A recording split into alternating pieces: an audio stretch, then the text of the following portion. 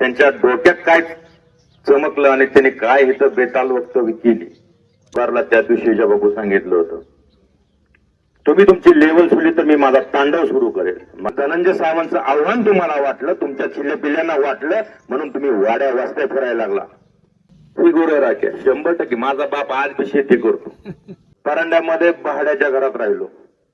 कारखानदारी होती ना आमची, कॉलेज होते, सगळं होतं. कारखाना उभा करायला आलतो, कारखाना चालवत होतो. परवाच्या सभेत त्यांनी ते एक वाक्य वापरलं, सर ज्ञानेश्वर पाटलाच्या डोक्याला डोकं लागावं म्हणून ही गोर राख्या उभा केला. म्हणजे ज्ञानेश्वर पाटील या मतदारसंघाचे 10 वर्ष आमदार होते. त्याच्यात ज्ञानेश्वर पाटील काय गोर राख्या होता का?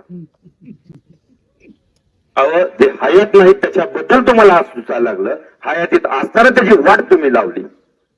तुम्ही तुमचं वाचाळ वक्तव्य थांबवा, पण तुम्ही वयस्कर आहात, वयाची मर्यादा ठेवून वागा. कारण मी आजही शिवसैनिक आहे, शिवसैनिकच आहे. कारण मला काय अजून एकनाथ शिंदे साहेबांनी काढलेलं नाही. बघू कोण अडवताय. 9 तारखेनंतर फिरून द्यायचं नाही. माझ्या एकाही पोराला, माझ्या एकाही कार्यकर्त्याला विनाकारण डलसू नका. काय म्हणजे आपण बोलतो काय, करतो काय, किती शब्द दिले, किती पाळले.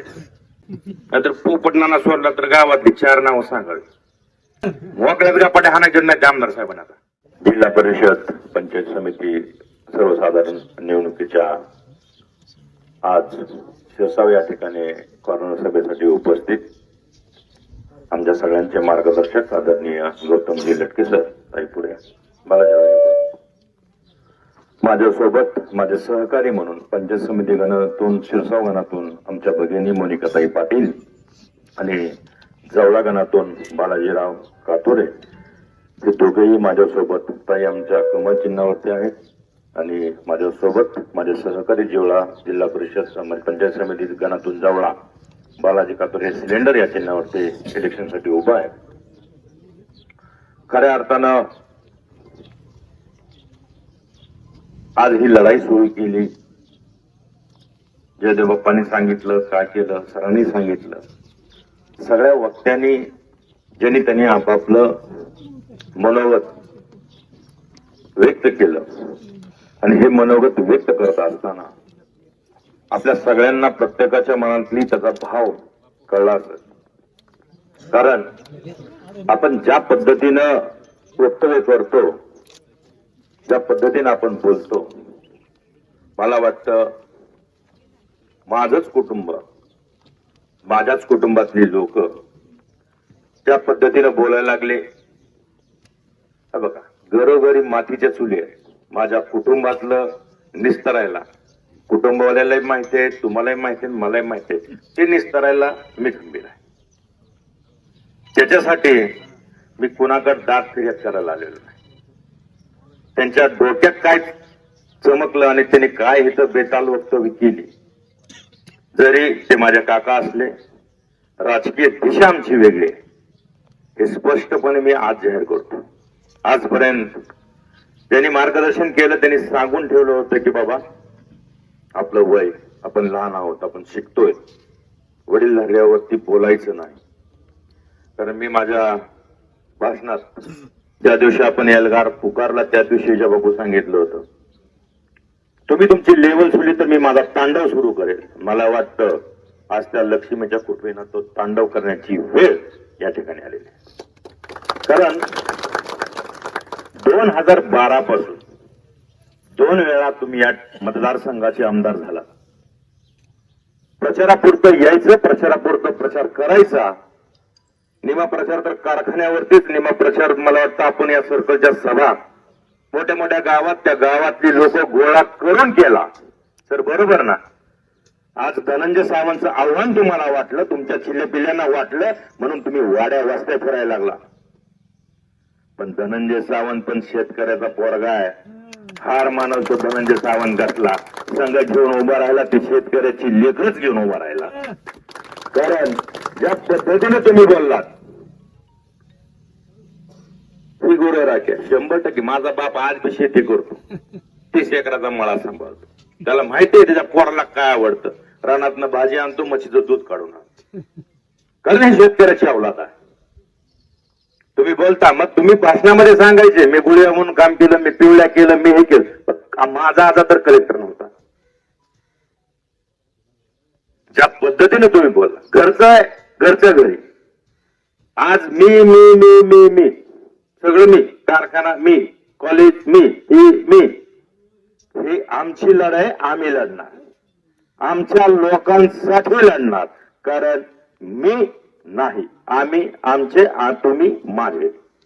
कारण 12 वर्ष मी पण पुण्यात राहिलोय.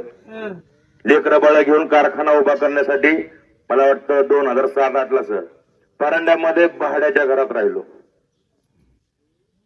मला वाटतं घुमरे बाबाची तर सर बरोबर आहे ना, इथं बरेचसे आहेत. अजितराव आहे, अरविंद आहे, मला वाटतं हिजा बापू पहिले इलेक्शनला दोन पडले उभं त्यावेळेस. भाड्याच्या घरात राहिलो मी. भाड्याच्या कारखानदारी होती ना आमची, कॉलेज होते, सगळं होतं. कारखाना उभा करायला आलतो, कारखाना चालवत होतो. हा विचार कधी केला नाही आम्ही, पैसा किती आहे, पैसा नाही आहे, पैसा हाय, आपण कारखानदार आहे, कसं राहिलं पाहिजे. नाही. परवाच्या सभेत त्यांनी ते एक वाक्य वापरलं सर, ज्ञानेश्वर पाटलाच्या डोक्याला डोकं लागावं म्हणून ही गुर राख्या उभा केला. म्हणजे ज्ञानेश्वर पाटील या मतदारसंघाचे 10 वर्ष आमदार होते. त्याच्यात म्हणजे ज्ञानेश्वर पाटील काय गुर राख्या होता का? अहो, ते हयात नाही त्याच्याबद्दल तुम्हाला आज सुचायला लागलं. हयातीत असताना त्याची वाट तुम्ही लावली. काय नैतिक अधिकार आहे बोलायचा? कसं आहे, काही गोष्टीच्या मर्यादा आहेत. मी आजही मर्यादा सोडत नाही. तुम्ही तुमचं वाचाळ वक्तव्य थांबवा. माझं तुम्हा सगळ्यांच्या समोर आव्हान आहे, तुम्ही तुमचं वाचाळ वक्तव्य थांबवा. कारण मी चुकलो तर म्हणणार आहे पोरगा होडबुद्धीनं केलं असेल, पण तुम्ही वयस्कर आहात, वयाची मर्यादा ठेवून वागा. या ठिकाणी माझं जिल्हा प्रमुखाला सांगणं आहे, कारण मी आजही शिवसैनिक आहे, शिवसैनिकच आहे. कारण मला काय अजून एकनाथ शिंदे साहेबांनी काढलेलं नाही. बंडखोरी केली ह्याचा अर्थ पक्ष सोडलाय का? बर, पक्ष एकट्यानं बंडखोरी केली. माझ्यासोबत पक्षातले सर्व पदाधिकारी आहेत, फक्त काहींना बोलता येत नाही, दम दिला जातोय. कामं दिले, बिलं काढणार नाही, हे काढणार नाही. धनंजय सावंतने इथं 12 वर्ष एकटं प्रशासन चालवलंय. बघू कोण अडवत आहे. ही जी तुमची चिलीपिली सांगतात ना, हे करील ते करील, बाजारावर 9 तारखेनंतर तर 9 तारखेनंतर फिरून द्यायचं नाही. मेरे साळे माझ्या बरोबर नाही करायचं. माझ्या एकाही पोराला, माझ्या एकाही कार्यकर्त्याला विनाकारण डळकू नका. कारण आम्ही लाट नाही मारली, पाया नाही पडणार, शेंगा नाही खाल्ल्या, टरफळे नाही उचलणार. ज्या पद्धतीनं तुम्ही वागायला लागलात, बोलायला लागलात, अहो माझ्या बरोबर पोर कोणाची पाकिस्तानची फिरतेत का? तुमच्या हे सर्वसामान्यचे आहेत ना. हातात झोपेवाली पोरं घेऊन फिरतो, आज फिरतो का? ही पोरं 2012ला तुम्हाला चालली, ही पोरं मागच्या इलेक्शनला तुम्हाला चालली. आज त्या पोरावर बोलायला लागला. कोणाची पोरं आहेत ती? भागातलीच आहेत ना. कशासाठी? काय म्हणजे आपण बोलतो काय, करतो काय, किती शब्द दिले, किती पाळले. गावात 4 नाव, पोपट नाना सोडला स्पष्ट नाव येतो, हिजा बापू शपथ वाहिली होती, बिथाड बांधून देतो 2 महिन्यात म्हणून देवा पुढं. सोडा पोटच पडलं नाही, देवाचा कुठं नादी लागला. हिजा बापू येत, आता बापूचं नाव माहीत झालं असं माय सांगितले म्हणून. नाहीतर पोपट नाना सोडला तर गावातली 4 नावं सांगावी, तरी बी आपली माघार. मोकळ्या बिरापाट्या हाणायचे नाही आमदार साहेबांना. आता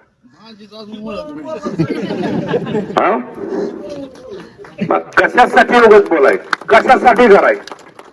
अहो साहेब, 12 वर्ष तुम्ही पदावर असले काय नसले काय, या सर्वसामान्यानं आपल्या कुटुंबाला आधार दिला. या सर्वसामान्य लोकांनी कुटुंबाला आपल्याला आधार दिला, आपण त्यांना आधार दिला. त्याची नाव जोडून आम्ही ठेवली. 12 वर्ष मतदारसंघ बांधून ठेवला, एक माणूस हल्ला नाही. आज गेलं काय तुमच्या या बेताल वक्तव्यामुळं आणि तुमच्या या 4-5 चाडा चौकटीमुळं यांच्या समोर मी, माझ्या समोर यांना याची वेळ आली. एखादी शिवसैनिकाची इच्छा आहे का? प्रत्येकाला वाटतंय दादा काय चाललंय, तरी शांत आहेत. त्यामुळं ह्या ज्या गोष्टी चालल्या, सगळ्याला माझी विनंती आहे, तुम्ही माझ्यासाठी, मी तुमच्यासाठी, आपण एकमेकांसाठी कंटिन्यू या ठिकाणी अवेलेबल आहे. मी काय दिल्ली, पुणे, मुंबई नाही, इथंच आहे. परांडा, मुक्काम पोस्ट सोनार. असं कुणाचं डोक्यात आलं त्याचं तिथनं बी गबाळ काढायचं. माझा बाप शेतकरी आहे. सटकलं तर रुमणं उलट केल्याशिवाय राहणार नाही. त्याची जी अवलाद आहे त्याच्यामुळं बाबून संयम आहे का? संयम आहे. बाकीचं बोलत नाही. ताई आहेत आमच्या घरची पाहिजे